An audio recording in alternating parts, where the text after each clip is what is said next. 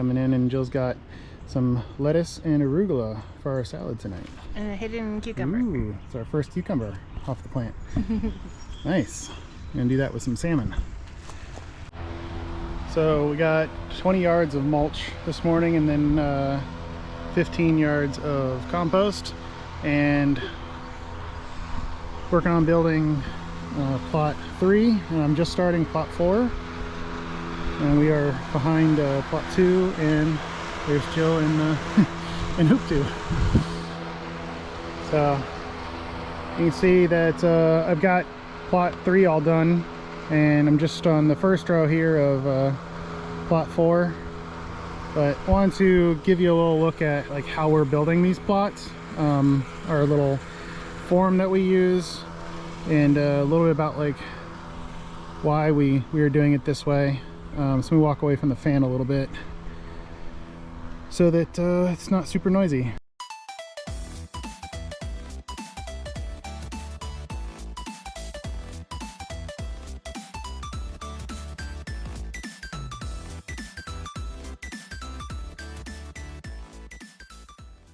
Let's go down here to the far end of plot 3 at the corner. You'll notice that I've got cardboard down underneath as the base. I'll talk to that in just a second. So pretty much squared up my corners. So I had my furthest corner here. Each of the rows are 48 feet, and that's because I have a 16-foot form and I use that 3 times. What I usually do is I have a 2-foot walkway, and then I have a 30-inch planting bed. So I have 6 rows, 6 planting beds in a plot, and I have a walkway on each side and between each one. On the very ends, so I've got a 2-foot walkway. Then at the very end down here, I've got a 10-foot mulch way, so that we could get, you know, say like a wheelbarrow or a cart or something through at the end. And it gives us plenty of room there. So that's why I did between plot 2 and 3. You'll see I've got where the tower gardens are sitting right now. That's a 10-foot mulch walkway. What I'm going to do is you'll see the difference in the grass is mowed lower on the outside of where the fence line is going to be. That's because I'm going to do a 5-foot mulch way around the exterior of the fence, and then put some plastic edging. It'll make it easier so we don't have grass and weeds growing up at the fence line, because it's a real pain to try to weed eat and clean up. So we'll see if that helps. Along this outside up here, we're actually going to plant some, you know, like berries, and kind of create like a hedgerow on this outside. So we'll have a 5-foot mulchway, and then probably have a line of, you know, blackberries, blueberries, a bunch of different types of berries and stuff. And then, so let's walk through this. So I've got, I just come through, I have my long tape measure, and I measure out my 24 inches, 30 inches, 24 inches, and I just put these plant stakes there. That way when I'm putting the form down, I can put the form in and kind of line everything up, so that everything looks nice and you know, straight and square. So I've loaded a bunch of mulch in the middle here because that's my double row, and this cardboard. So we are doing no-till after a bunch of research and our own, you know, findings. Basically, you know, we were tilling when we first were starting, and we were finding that it created a very difficult time for us to manage all of the weeds, like, because basically you were tilling up and it was taking a lot of the weed seeds that have been just sitting in the ground and dormant. It was tilling all that up, pulling it up, plus also it's really bad for the soil.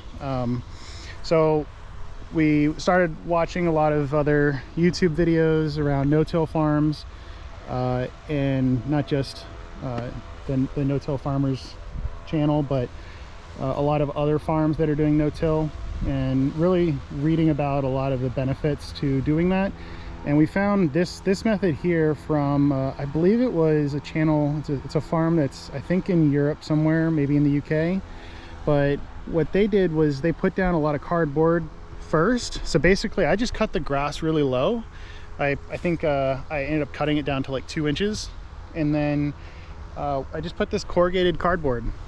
So it's just a corrugated cardboard, and if you had a ton, I mean, like in some of the areas there, I've used a ton of, you know, like Amazon boxes and just a bunch of other types of cardboard, but found it very easy to just buy these large rolls. This is a 36-inch roll that is 250 feet long, and yeah, basically we just roll this down, and then I come through, I put the form on it, and then load up all the material and just repeat the process. So it does take a lot of time. I mean, I got the material deliveries this morning about 8 a.m. and yeah, I mean, I think I'd done probably 1.5 rows yesterday with the material that we did have. But yeah, I mean, I've gotten an entire plot done over the course of working all day today. It's now 6:46 in the evening, so I've probably put in about at least 10 hours almost of moving and getting all this down. So let me actually show you, you know, how I move this. I actually have been doing it myself. Jill's busy with a lot of other tasks in the two plots and in the hoop houses. So I've got 2 hooks on this form. So pretty much I've just got 2x8s that I had spare laying around. They're 16-foot 2x8s, and what I did was I just put you know, put 2x4s on each end, so I could make my form 30 inches in the middle and 16 feet long. I've got 2 of these screw hooks on here and some rope so that I can hook it to the bucket. And I'll actually show you that here. I'm going to lift it up and we'll work on moving it, because what I do is just come through, kick this, and move my cardboard down all the way towards the end. And what I like to do is I overlap it a little bit, so you'll see that, you know, I'm maybe overlapping by like 2 inches or so. Doesn't need a lot. And I mean, we're using this in plot 2 right now, and we redid plot 1 at the beginning of the year. Plot 2 was put in, I think, it's probably like September.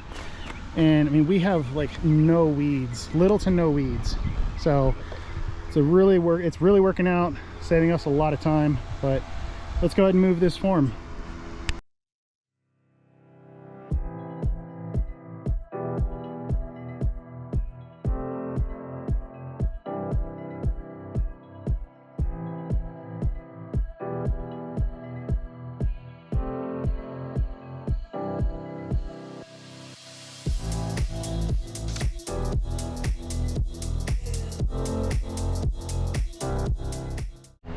So now that I've got my form moved over, what I do is just kind of line this stuff up, unhook my rope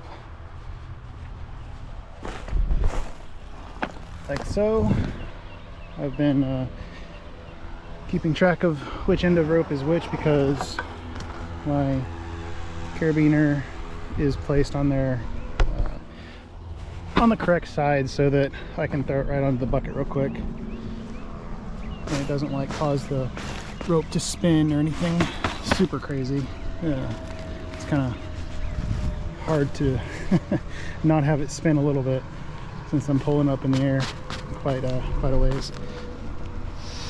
But there, so you can see I kind of just butt it up a little bit.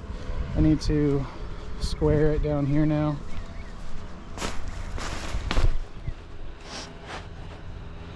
And then what I can do is step back outside of here and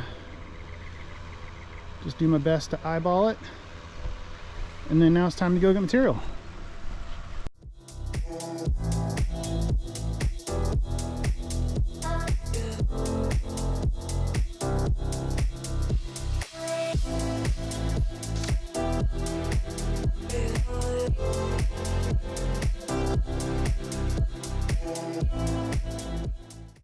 All right, well, we got our material.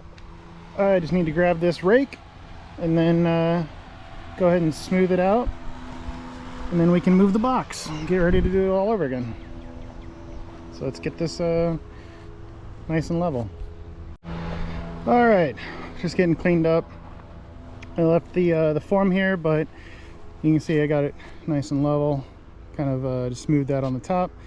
I added a little bit more mulch back here, and then another 3 loads of mulch in the back here. just to kind of fill everything in pretty nice. We're gonna get some rain tomorrow, so I was cleaning up, and I'm just gonna leave that form there until I come back, and we'll see if weather allows me to continue working on this tomorrow. But it might have to wait till later in the week. But